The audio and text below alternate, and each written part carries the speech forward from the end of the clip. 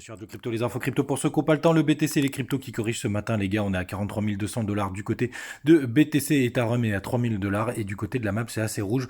On oscille entre les -2 jusqu'à -7%, c'est le cas du côté de XRP qui perd 6,8%.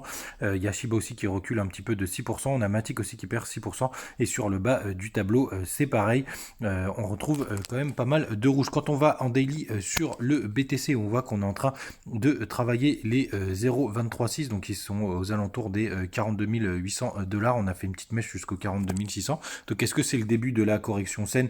C'est fort probable. Là, on a quand même un support aux alentours des 0,236. On va voir ce que ça va donner. En tout cas, on voit ici, puisqu'on avance dans le temps, qu'on a un passage faible du nuage. Est-ce que ce serait l'opportunité de passer? Pourquoi pas, les gars? Et là, j'ai pris le Fibo de toute la montée. Et si on reprend juste de bas du W, on a les 0,382 qui sont aux 42 200 $ et les 0,236 aux 43 600.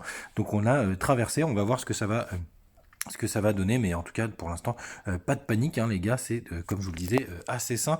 Quand on va en daily sur le BTC, ce que je voulais surtout vous montrer, les gars, parce que c'est quand même assez impressionnant, c'est cette chasse aux liquidités. On le voit bien en 1 heure avec des grandes bougies de variation. Je l'en ai parlé sur Twitter notamment, avec le tweet de Kingfisher. Vous voyez ça ici, les petites droites sur les côtés, c'est là où il y a la liquidité, et vous voyez, on monte et on descend, on va aller les chercher. C'est assez impressionnant de voir à quel point les market makers vont exécuter des ordres et donc vont prendre votre argent, ou les liquidations. C'est quand même très impressionnant à voir. Sinon, les gars, je voudrais quand même vous parler du Chiliz, qui est quand même toujours une de mes cryptos préférées. Là, je vous ai pris un graphe très long terme parce que je voulais vous montrer quand même qu'on était sur des zones qui sont très pertinentes si vous considérez qu'on est toujours en bull run, parce qu'on a eu quand même un gros retracement, et ça reste un projet qui est très intéressant avec une petite capitalisation qui est un peu seul sur son créneau. Donc c'est quand même plutôt pas mal.